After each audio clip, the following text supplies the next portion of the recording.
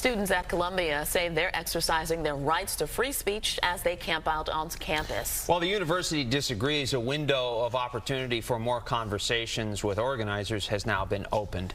Good day's Briella, Tomassetti live at Columbia this morning with the latest. Briella, good morning to you.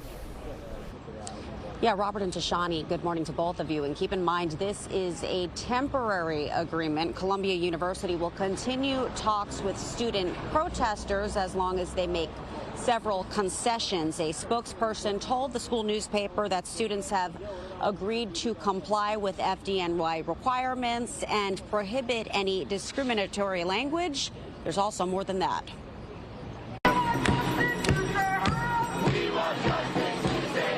This morning, it seems some progress is being made in negotiations between Columbia University and pro-Palestinian protesters. President Manoush Shafiq originally gave demonstrators a midnight deadline to clear out their encampments from the school's west lawn. Well, that deadline came and went without a resolution or police intervention and was extended to 8 a.m. But student demonstrators posted this rebuttal to social media saying, "We refuse to concede to cowardly threats and blatant intimidation by university administration. We will continue to peacefully protest." A university spokesperson later told the Columbia Daily Spectator that the school will continue dialogue with student representatives of the Gaza Solidarity Encampment for the next 48 hours. That spokesperson also says protesters have committed to dismantling and removing a significant number of tents and agreed to ensure only Columbia students stay in the encampment.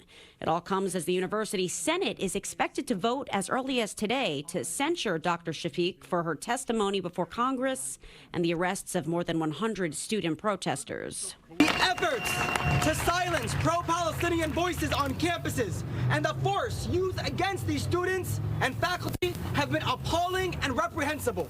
NYPD Deputy Commissioner of Operations Kaz Daughtry posted this video to Instagram from Monday night's protests at NYU, appearing to show bottles and chairs being hurled at police.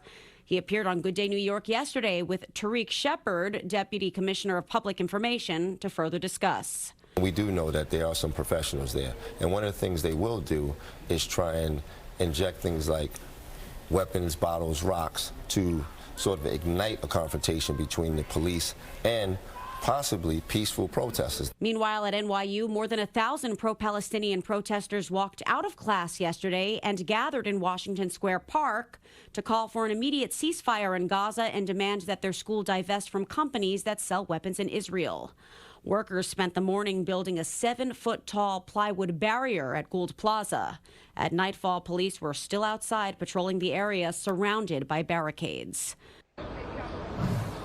The story is now in the national spotlight. Of course, we've been reporting about this since last week. House Speaker Mike Johnson coming to Columbia University today to speak with Jewish students and address their safety concerns. That will be happening just before 4 o'clock this afternoon. But for now, we're here outside Columbia.